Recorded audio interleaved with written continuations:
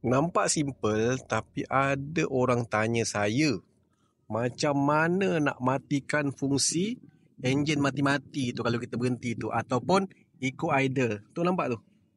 A tu. Tekan je sekali. Tu. So, nampak tu?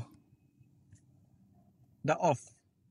Settle. Itu saja. Tetapi function ni, kalau kita matikan enjin, sekejap kita dah off tadi tau, kita matikan enjin. So, kita start balik. Okay. Tengok. Dia on balik tau function ni. Maknanya, setiap kali kita tak nak function engine mati-mati ni, ataupun eco idle ni, setiap kali itulah kita start engine, kita kena off. Tekan sekali je. Okay? Itu saja. Nak tanya lagi satu, bagus ke tak bagus function eco idle ni?